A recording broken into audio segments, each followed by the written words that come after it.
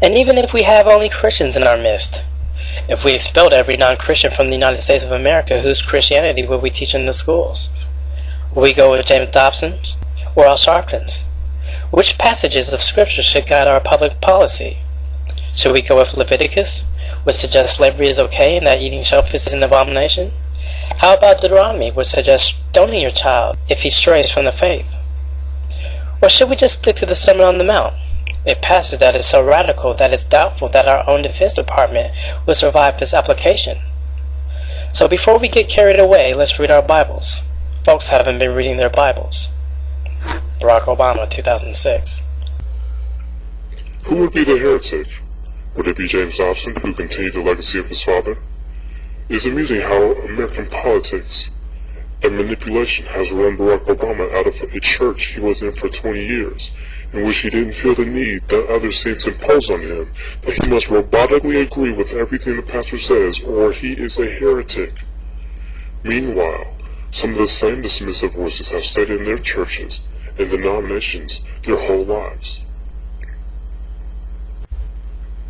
James Dobson once told a reporter that he learned to pray before he learned to talk. Really, James? What did you pray for? James Dobson says that he gave his life to Jesus at the age of 3 in response to an altar call by his father. Yes, I'm sure at 3 you knew the scriptures quite well indeed, and were able to make highly informed decisions.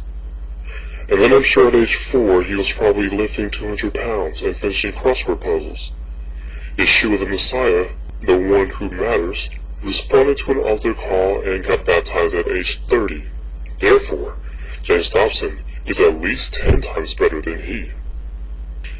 If we taught the Christianity of James Dobson, would we even be able to go to the movies? Little Jimmy Lee Dobson was not able, because of his religious beliefs and that of his father, to go to the movies or dancing. Should we shut down Hollywood, cancel So You Think You Can Dance, close all the dance clubs and dance studios and tell the tappers, breakers, and line dancers to go home and read their Bibles? Let's turn to the part of the Bible that forbids going to the movies and dancing. Oh wait, it doesn't exist. Not only do Christian leaders pick and choose pieces of the Bible to follow, they also add to it rules and regulations it does not even prohibit. And I dare any evangelist or preacher to challenge me on this. Religion will tell you how to dress, how to eat, how to put your shoes on, what to see, what to hear, where you can go, what you can do, who you can talk to. And a lot of it is based on superstition, rather than scripture. And why beholdest thou the mote that is in thy brother's eye, but considerest not the beam that is in thine own? Or how wilt thou say to thy brother, Let me pull out the mote out of thine eye, and behold, a beam is in thine own eye? Matthew 7, 3-4. Christians have become adept at manipulating scriptures when it benefits them. I find it amusing that one would accuse Obama of having his own confused theology when there are many differences between Christianity and Judaism, and the Bible is not a Christian book.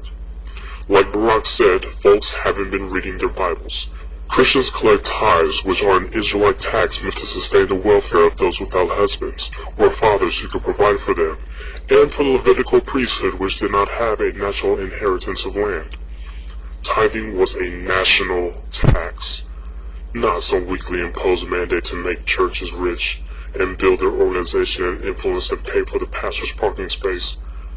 Imagine if this Old Testament gem wasn't going to be overlooked by Christianity, as it built its theology by democratic votes. Yet turn a few pages and the same national law of the nation of Israel also condemned the eating of pork and other unclean meats.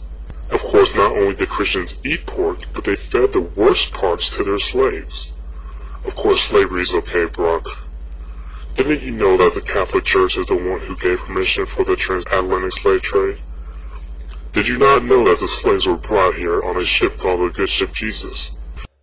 Of course, many people today say Jesus saves. But there was a time in our human history that in his name people might have said Jesus slaves. Ladies and gentlemen, people of all nations, religions, and cultures, hear me. James Dobson and others like him are part of the problem, not the solution. It is fine when Christianity dominates the world, terrorizes, and enslaves, but take away that political power and some of them can speak more rationally and reasonably about actually having ethics and values. Listen, power corrupts, and absolute power corrupts absolutely. When Christianity got into power, I dare say was even worse than the pagan emperor before them. Do not be manipulated by James Dobson and all those Pharisaic mobs who would deem Obama a heretic, a closet Muslim, or even speculate about the possibility of him being the Antichrist. Don't be deceived. People in power are threatened by people they fear coming into power, because where will that leave their own ambitions? Anytime Dobson wants to debate Christianity with me, I will most happily point out that there is only one God in the scriptures, the same scriptures that folks haven't been reading. But until then, people think for yourselves. There is only one whose power the Bible supports over all.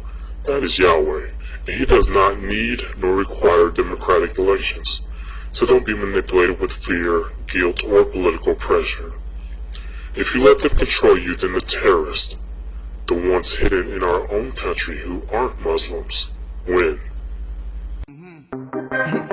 Equal rights and justice for all. That day will come when I stand and see all those wicked men in the fire getting burned. That day will come when they will try to escape and there will be nowhere to run.